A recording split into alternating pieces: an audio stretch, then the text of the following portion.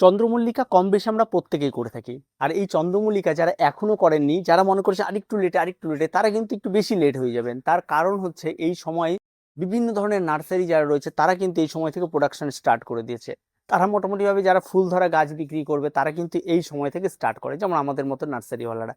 তো আমরা সাধারণত যেই জিনিসটা করি, যাদের গাছগুলি অনেক আগে লাগানো তাদের একরকম, আর যারা এখন লাগাতে চাইছেন তাদের একরকম, এই বিষয়গুলি কিন্তু থাকে। আর সবার প্রথমে যে বিষয়টা ইম্পর্টেন্ট সেটা হচ্ছে আপনি কোন মিডিয়াতে করছেন। দেখুন, ঘেস মিডিয়াতে একটা বহুত খরচ, কারণ এক টব ঘেস 10 ইঞ্চি মাপের এক টব ঘেস নিতে গেলে অন্তত 2 কেজি ঘেস লাগে। আর এই 2 কেজি ঘেসের দাম কিন্তু মোটামুটি 100 টাকা পড়ে। শুধুমাত্র ঘেস 100 টাকা, তার সঙ্গে চারা রয়েছে, তার সঙ্গে বিভিন্ন ধরনের রাসায়নিক খাবার রয়েছে, তার সঙ্গে বিভিন্ন ধরনের স্প্রে রয়েছে। এরকম সমস্ত কিছু দিয়ে যদি একটা কম্পিটিশন লেভেলে একটা গাছকে নিয়ে যাওয়া যায়, সেই গাছটাকে যদি বলা যায় এর বাজার মূল্য কত রয়েছে, তবে আমি বলবো মিনিমাম 5,000 টাকা। তার কারণ এই গাছের পেছনে অন্তত এই ছোট থেকে বড় করা, এর পেছনে যে বাগানের যে পরিশ্রম রয়েছে, সেই পরিশ্রম থেকে শুরু করে এভরিথিং সমস্ত হিসেব করলে কিন্তু এই 5,000 টাকাটাও কম পড়ে যায় গাছের দাম। তাই আমরা ওই সমস্ত হিসেবে যাব না, কিন্তু একটা এক্সপেন্সিভ খরচ হয়, যেটা সাধারণ বাগানের ক্ষেত্রে এটা বহন করাটা খুবই কঠিন হয়ে দাঁড়ায়। তাই সাধারণ বাগানীদের জন্য সাধারণভাবে চন্দ্রমল্লিকা করার সবচেয়ে বেস্ট টিপ হচ্ছে মাটির মিডিয়া। তো আমরা আজকে মাটির মিডিয়াতেই দেখাবো যে কিভাবে আপনারা করবেন। সবার প্রথমে চলে আসছি চারা। চারা আপনারা যে কোনো নার্সারিতে যাবেন পেয়ে যাবেন, বা আপনার যদি পুরনো কোনো মাদার গাছ থেকে থাকে, সেই মাদার গাছের গোড়া থেকে যে কোনো ডালকে তুলে নিয়ে আপনারা বসিয়ে দিতে পারেন।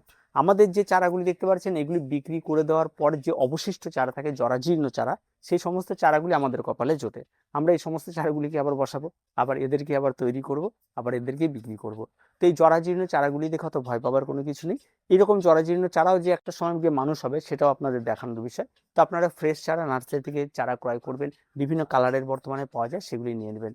অন্তত দাম এই এই সময় নিতে গেলে অন্তত 10 থেকে 15 টাকার মধ্যে আপনারা পড়বে। যারা বল করতে চাইছেন তাদেরও একটা উত্তম সময় চলছে, এই সময় থেকে স্টার্ট করে দিতে পারেন। এখন এই সময় এসে আরেকটা জিনিস যেটা থাকে, সেটা মাটির মিশ্রণ আমরা কি করবো। দেখুন, যেহেতু বর্ষাটা এখন এই টাইমে খুব থাকে, তাই মাটির মিশ্রণটা খুব টাফ। তাই এই সময় এসে কিন্তু মাটিতে গাছ করতে গেলে আপনাকে কিন্তু একদম 30% মাটি নিতে হবে, 30% বালি নিতে হবে, 30% কম্পোস্ট নিতে হবে।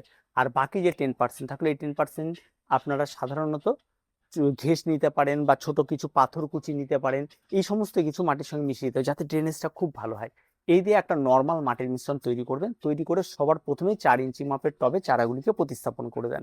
এই সময় এসে 4 ইঞ্চি মাপের টবে প্রতিস্থাপন করে দেন। এখন বিষয় হতে পারে আগে তো অন্যরকম বলেছেন, এখন কেন? কারণ সময়ের সঙ্গে সঙ্গে সমস্ত কিছু চেঞ্জ হয়।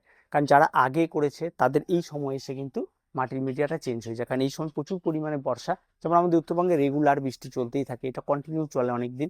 তা সেক্ষেত্রে যদি মাটির মিডিয়া থেকে জল যদি ড্রেনেজ না হয়, তাহলে কিন্তু গাছ নষ্ট হয়ে যাবে। তাই ড্রেনেজ যদি হয় জল, তার জন্য কিন্তু একদম মিডিয়াতে এরকম অবস্থা। তো ভার্মি কম্পোস্টের জায়গায় আপনি গোবর সার নিতে পারেন, পাতা পচা নিতে পারেন, যে কোনো কিছু নিতে পারেন। নির্দ্বিধায় নিয়ে আপনি একটা মাটির মিশ্রণ তৈরি করুন। এই মাটির মিশ্রণের সঙ্গে প্রথমেই হাড় গুঁড়ো, শিংকুচি, নিমখোল, এক গাদা, এই সমস্ত কিছু মিশানোর কোনো প্রয়োজন নেই। আপনি খুব প্রয়োজন হলে আপনি নিমখোলটা মিশিয়ে দিতে পারেন, এটা আপনি করে দিতে পারেন। একটা মাটির মিশ্রণ তৈরি করে ফেলুন। মিশ্রণ তৈরি করে এই চারাগুলিকে প্রতিস্থাপন করে ফেলুন। আর কোনো কিছু নেই, চারাগুলিকে আপনি ঠিকঠাক জায়গায় রাখুন। আর যারা মোটামুটি আগে লাগিয়েছেন, আমার মতে কিছু গাছ যেমন আমি আগে লাগিয়েছি, তারা যারা রিপোর্টিং করতে চাইছেন, এই সময় সে রিপোর্টিং করার ক্ষেত্রে যে মাটির মিডিয়াটা করবেন, সে মাটির মিডিয়াটাও কিন্তু একই রকম মিডিয়া, যে নতুন চারা লাগানোর যে মিডিয়া সেটা, আর এখনকার যে মিডিয়াটা সেটাও একই রকম মিডিয়া, ওই একই। 30% আপনারা মাটি নেবেন, 30% বালি নেবেন, 30% সার নেবেন। আগে বাকি 10% ঘেঁষের টুকরো হোক, বা ছোট ছোট পাথরের টুকরো হোক, বা ইটের টুকরো হোক, যেটা নেবেন, যেটা ড্রেনেজ হবে।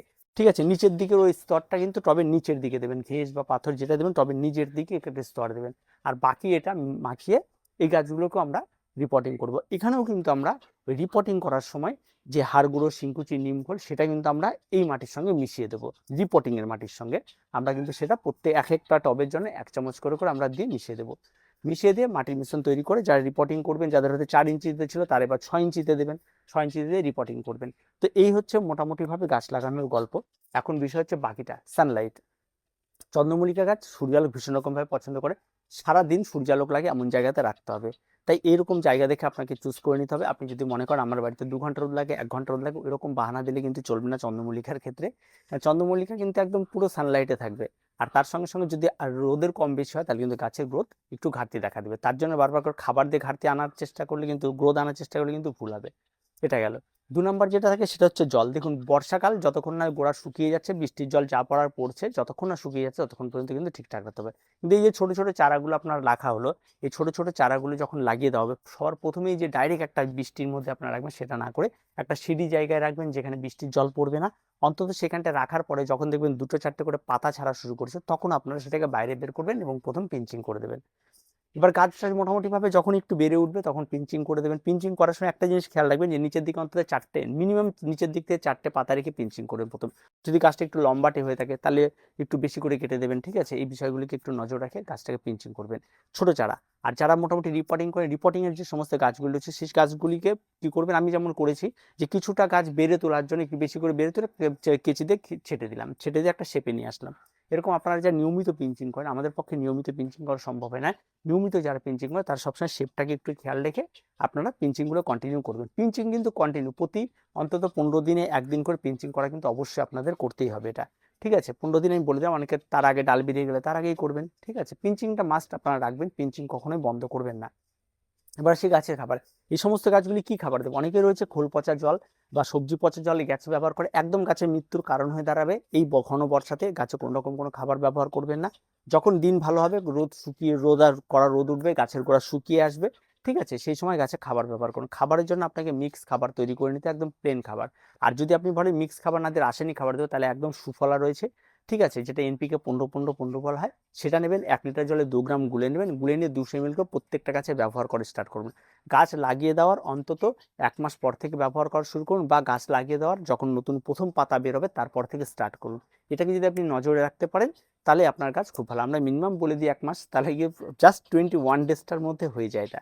21 ডেজের মধ্যে 30 ডেজের মধ্যে আপনার দেখুন গাছে নতুন পাতা ছাড়া শুরু হয়ে যাবে, গাছে পিঞ্চিং হয়ে যাবে। তখন থেকে গাছে কিন্তু এনপিকে 15-15-15 লিকুইড সলিউবল এটা আপনারা গাছে ব্যবহার করুন। যদি কারো কাছে না থাকে তাহলে মিক্স খাবার যদি আপনারা তৈরি করে নিতে চান, তাহলে 1 চামচ হাড় গুঁড়ো, 1 চামচ শিংকুচি, 1 চামচ নিমখোল, 2 চামচ ভার্মি কম্পোস্ট বা গোবর সার বা পাতা পচা যেটা দেবেন দেবেন।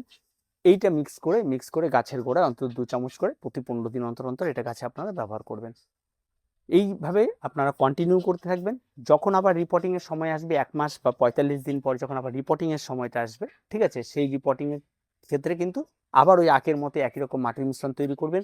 আর যেই গাছগুলিকে আমরা রিপোর্টিং এখন করলাম সেই গাছগুলি আবার 45 বা 2 মাস পর, 2 মাসে আমি সময় নিই, 2 মাস পর থেকে কিন্তু আবার তাদেরকে মাটির মিডিয়া যেতে হবে। যেহেতু বর্ষাটা সে সময় চলে যাবে, অন্তত একটু ঠান্ডা ঠান্ডা ভাবটা চলে আসবে, মোটামুটি ভাবে বলতে গেলে সেপ্টেম্বর অক্টোবর চলে আসবে, তখন করে মিডিয়াটা কিন্তু একটু আমাদের ভাবনা চিন্তা করে করতে হবে। সেই সময় মিডিয়াটা নিয়ে আমি তখন আরেকবার একটু বলে দেবো, সেই সময় রিপোর্টিংটা আরেকবার আপনাকে দেখিয়ে দেবো কীভাবে হচ্ছে। তো সেই সময় কিন্তু গাছগুলোকে ঠিক রাখতে হবে। তার সঙ্গে এটা, এবার সে রোগ পোকামাকড়, চন্দ্রমল্লিকা মানে রোগ পোকামাকড় একদম গাড়ি গাড়ি রোগ পোকামাকড়। আর সবচেয়ে বড় সমস্যা নিচের দিকে পাতা পচে যাচ্ছে, পাতায় ব্ল্যাক স্পট হয়ে যাচ্ছে। এর জন্য আপনার কাছে দুটো জিনিস রাখতে হবে, একটা কাকা রেখে দিতে হবে বা কনফিডার রেখে দিতে হবে, যে কোনো একটা রাখবেন, আর একটা অ্যান্টিফাঙ্গাল ব্লাইটক্স আপনারা রেখে দিতে পারেন। এগুলিকে আপনারা 15 দিন অন্তর অন্তর গাছের রোগ থাক বা না থাক আপনাদের স্প্রে করে দিতে হয়। স্প্রেটা সবসময় নিচের দিক থেকে স্প্রে করবেন, উপরে সমস্ত কিছু 15 দিনে একদিন আপনারা পেস্টিসাইড স্প্রে করবেন, 15 দিনে একদিন আপনারা অ্যান্টিফাঙ্গাল স্প্রে করবেন। আর মাঝে মধ্যে যে সমস্ত পাতাগুলি হলুদ হয়ে এসেছে চেষ্টা করবেন প্রথম অবস্থাতে গাছ থেকে ঝরিয়ে দেওয়ার। আর গাছের টপ থেকে উপর পর্যন্ত যতটা পারবেন, অন্তত মিনিমাম গাছের হাইট অনুযায়ী আপনারা পারবেন, যদি ছোট গাছ হয় 4 আঙ্গুল, ঠিক আছে, অন্তত রিপোর্টিং সেকেন্ড রিপোর্টিং এর পর থেকে যতটা পারবেন নিচ থেকে মাটি থেকে উপর পর্যন্ত জায়গাটাকে, পাতাগুলোকে পরিষ্কার করে রাখার চেষ্টা করবেন। তার সঙ্গে সঙ্গে অবশ্যই গাছের একটা সময় পর আপনাদের সাপোর্টের প্রয়োজন হবে, সাপোর্টগুলো আপনারা নিয়মিত আপনারা দিয়ে নেবেন। এইভাবে যদি আপনারা চন্দ্রমল্লিকা করতে পারেন তাহলে আপনার চন্দ্রমল্লিকা অনেকটা বেশি ঝাড় হবে, অনেকটা কম সময়ে কিন্তু খুব ভালো হবে। আর তার সঙ্গে সঙ্গে যদি আপনি রাসায়নিক স্প্রে করতে চান, এনপিকে 20-20-20, এনপিকে 12-61-0 বা বাইভিটা এক্স, বিভিন্ন ধরনের খাবার রয়েছে, যদি আপনার সামর্থ্য থাকে তাহলে সেই সমস্ত খাবারগুলো কিন্তু আপনার 1 লিটার জলে, যেমন এনপিকে 20-20-20 রয়েছে, 1 লিটার জল 2 গ্রাম গুলে নিয়ে 15 দিন একদিন স্প্রে করে দেবেন। বা সাপ্তাহিকভাবে আপনি স্প্রে করতে পারেন, কোনো রকম এক সপ্তাহে আপনি NPK 15-15-15 spray, sorry NPK 20-20-20 spray করে দিলেন। পরের সপ্তাহে আপনি গেলেন সেখানে বাইভিটা এক্স 1 লিটার জলে 1 ml গুলে নিয়ে স্প্রে করলেন। তারপরে সপ্তাহে গিয়ে এনপিকে 12-61-0 স্প্রে করলে, এই স্প্রেটা যদি নিয়মিত করেন, গাছের গোড়ায় খাবার, রাসায়নিক খাবার যদি এনপিকে 20-20-20 এটা যদি নিয়মিত চালান, আপনার গাছ কোন লেভেলে যেতে পারে আপনার চিন্তা ভাবনার বাইরে চলে যাবে এটা। আর জৈব খাবার দিয়ে করলে একটু স্লো গ্রোথ হয়, তবে গাছ কিন্তু তাগড়া এবং ফুলের গঠন এবং সমস্ত কিছু কিন্তু মাটির মিডিয়া এবং জৈব খাবারই সবচেয়ে বেস্ট হয়ে থাকে। রাসায়নিক খাবারে যেমন কিন্তু ফুল হওয়ার পর ফুল তো ঝলসে যায় খুব তাড়াতাড়ি, ফুলের যে গ্লেজি ব্যাপারটা সেটা খুব কম আসে, কিন্তু রাসায়নিক খাবারে সেই জিনিসগুলো একদম পারফেক্ট, ফুলে যেমন লংজিভিটি হয় খুব ভালো, তাতে গাছ অনেক বেশি ভালো থাকে। তারপরেও যদি কোনো সমস্যা থাকে অবশ্যই কমেন্ট বক্স রয়েছে, আপনারা কমেন্ট করুন। দেখা হচ্ছে পরবর্তী ভিডিওতে। প্রত্যেকে ভালো থাকবেন, প্রত্যেকে সুস্থ থাকবেন, আর চ্যানেলটিকে অবশ্যই সাবস্ক্রাইব করে রাখবেন।